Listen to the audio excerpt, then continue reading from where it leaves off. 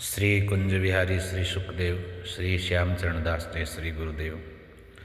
भक्त भक्ति भगवंत गुरु चतुर नाम वपु एक, इनके पद वंदन किए नासे विघ्न अनेक। संप्रदाय सुखदेव मुनि चरणदास गुरुद्वार, परम धर्म भागवत मत भक्ति अनन्य विचार। श्री भक्तमाल चरित्र की श्रृंखला में आज हम श्री दाताराम जी महाराज का चरित्र श्रवण करते हैं। श्री दाताराम जी महाराज श्री चरणदास जी के प्रिय शिष्यों में से थे। इनका परिचयात्मक वृत्त तो ज्ञात नहीं, पर इनके गुरु भाई श्री जोगजीत जी महाराज ने लीला सागर में इनके चारित्रिक गुणों की प्रशंसा करते हुए भक्त चरित्र लिखा है। दाता राम भूषण रहे प्यारे, चरण दास के संत सुखारे। साखी तिनकी लागे प्यारी, सुनकर मोद बढ़ावन हारी। निस दिन जिन्हें हरि भक्ति प्यारी, रहे जु मीना नीर मजारी। नर नारी बहुतक जहाँ आवे, कथा कीर्तन तिन्हें सुनावे। श्री दाताराम जी अत्यंत मृदुभाषी थे, मधुर बोलते थे और आकर्षक व्यक्तित्व के महात्मा थे। बिल्कुल फक्कड़ और अनासक्त भाव से रहने वाले, सब आपके स्वभाव और स्वरूप की प्रशंसा करते रहते थे। इन्होंने अपनी वाणी में साखियों की रचना की जो सबको अति प्रिय लगती है, जिन्हें सुनकर के अत्यंत प्रसन्नता बढ़ जाती है, क्योंकि बहुत सुंदर भाव है सब में। दिन रात उन्हें हरि भजन के सिवाय कुछ प्रिय नहीं लगता। वे भक्ति में निरंतर पगे रहते। जैसे मछली जल को नहीं छोड़ती, वैसे ही इन्हें हरि भक्ति प्रिय लगती है।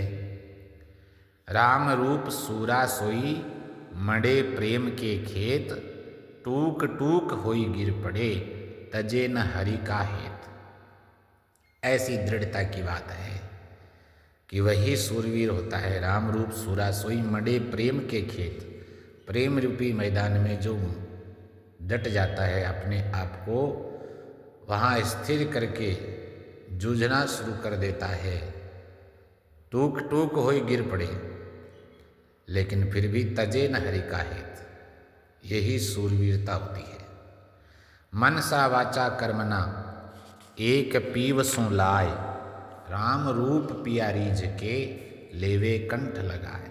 मन वचन कर्म से एक परमात्मा के प्रति जिसका भाव है, लग्न है, तो राम रूप पियारीज के लेवे कंठ लगाए। परमात्मा उसको हृदय से, कंठ से, गले से लगा लेते हैं, रीझ करके। श्री दाताराम जी के स्थान पर अनेकों नर नारी ऐसे उपदेश सुनने आते, उन्हें भगवत लीला कथाएं सुनाते और कीर्तन करते कराते। श्री दाताराम जी पूर्ण अनासक्त और उच्च कोटि के साधक महात्मा। उनके आश्रम पर बहुत सी महिला सत्संगी भी आया करती थी। उनमें ही एक महिला उनकी शिष्य होकर के स्थान की सेवा करने लगी।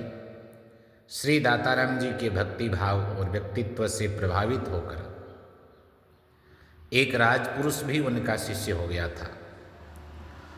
अब उसे आश्रम में महिला को देख करके अपने गुरु के चरित्र के संबंध में शंका होने लगी।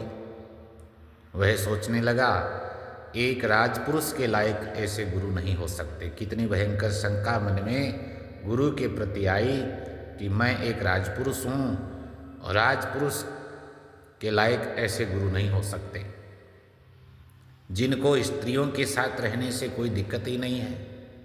अब इन्हें गुरु बना भी लिया, करे तो क्या करे। श्री दाताराम जी उसके मन की उथल पुथल समझ गए कि इसको मेरा शिष्य होने पर ग्लानि होने लगी है। उन्होंने अपने पुष्पेंद्रिय को काट उनके समक्ष रख दिया।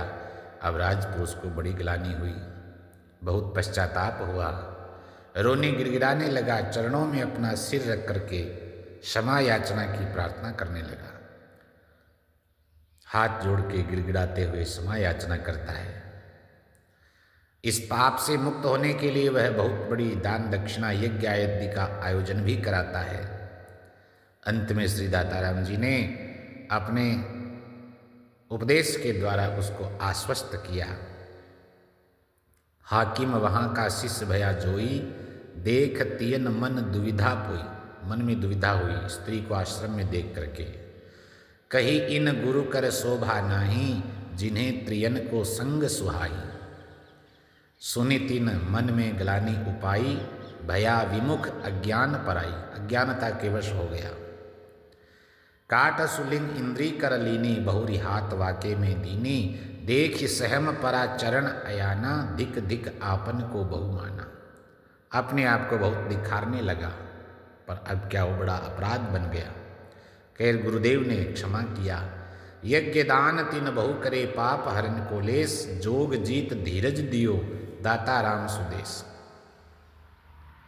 गुरु के संबंध में शंका से शिष्य का पतन होता है, क्योंकि उससे ये महान अपराध बन जाता है।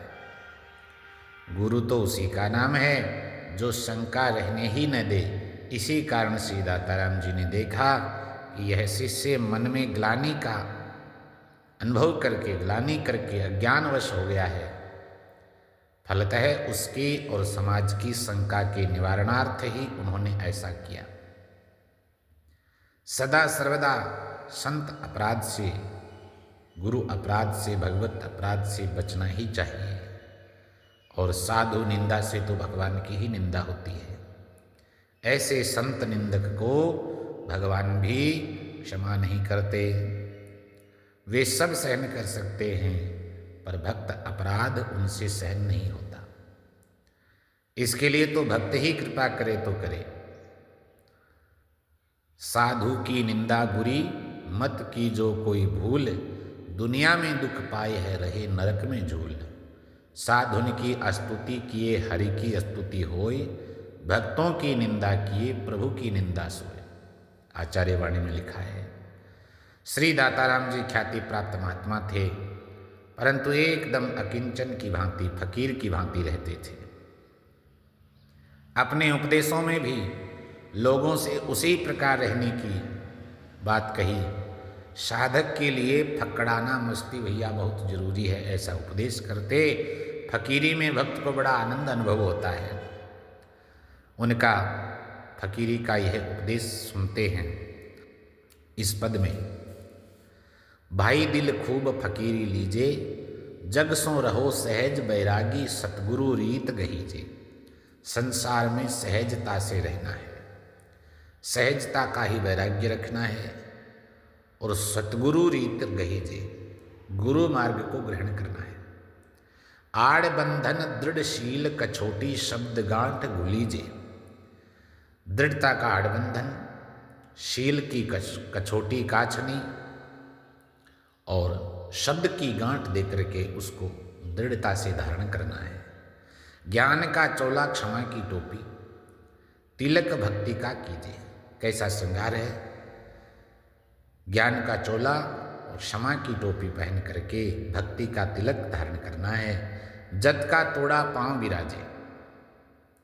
जतन पूर्वक, यत्न पूर्वक जीवन में साधन किया जाए तभी काम बनता है।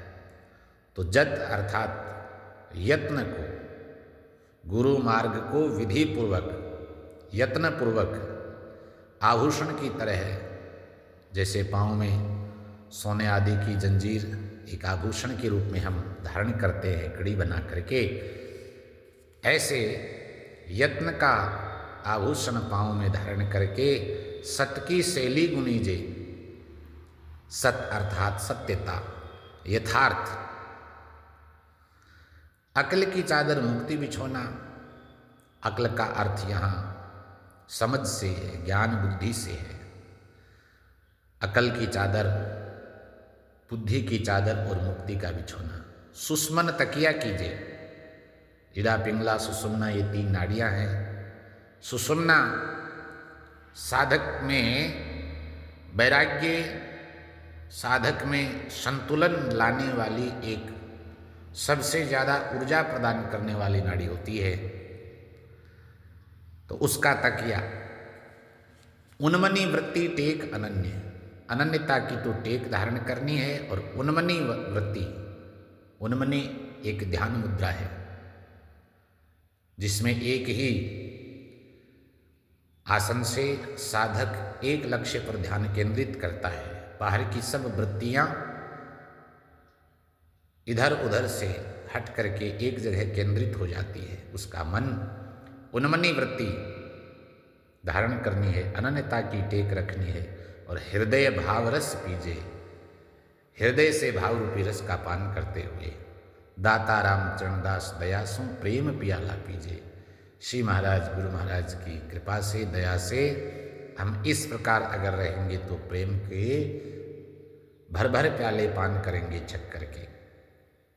तो ऐसी फकीरी की रहनी सहनी गुरु उपदेश और उपासना सिद्धांत के दृढ़ अनुगमन से आती है, ऐसे नहीं आती है। और मजबूत भी तभी होती है। इसलिए बड़ी उदारता तो गुरुदेव की है जो जीव को फकड़ाना मस्ती में झूलते हुए प्रभु के दर तक पहुंचा देता है। इसीलिए उन्होंने गुरु महिमा भी प्रकट करी है। गुरु सम जग में कौन उदार, अवगुण तज गुण देत शिष्य को करन हेतु निस्तार। शिष्य का निस्तारण करने के लिए, संसार से उद्धार करने के लिए उसमें गुणों को भरपूर भर देते हैं। शिष्य लोहे पारस सम सतगुरु परसत कंचन होवे। जैसे पारस लोहे को छूकर कंचन बना देता है, ऐसे ही शिष्य को भी गुरु अपने समान कर देता है।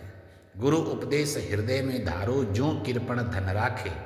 कृपण व्यक्ति धन को संजो करके गुप्त रखता है, ऐसे ही गुरु के उपदेश को हृदय में धारण करने से दाता राम भजो निशिवासर चरण दास गुरु भाखे। हमारे गुरु महाराज ने यही कहा है कि इस रहनी से रहो, इस रहनी से रह करके भगवत भजन करो। श्री दाताराम जी भी निकुंज रसोपासना को सर्वोपरि मान करके संप्रदाय सिद्धांतानुसार सखी भाव की उपासना करते थे। दिव्य नित्य श्री धाम वृंदावन के निज निकुंज महल में श्री श्यामा श्याम युगल सरकार सुशोभित है और उनका सखी समाज द्वारा प्राणवत सेवा की जाती है। इस निकुंज रस की प्राप्ति तो रसिक गुरु की शरणागति और आचार्यों की कृपा से होती है। कुंज महल वृंदा विपिन विल सत श्यामा श्याम, सेवत सहचरी प्राणवत सब दिन दाताराम। श्री दाताराम जी की प्रधान गद्दी जिला नारनौल में लुंजिड़ा नामक स्थान में रही, जो संभवतः बाद में रिवाड़ी के पास जैनाबाद में स्थानांतरित कर ली गई। जैनाबाद में भव्य मंदिर और आश्रम है, जिसे उधोदास जी का मंदिर कहते हैं।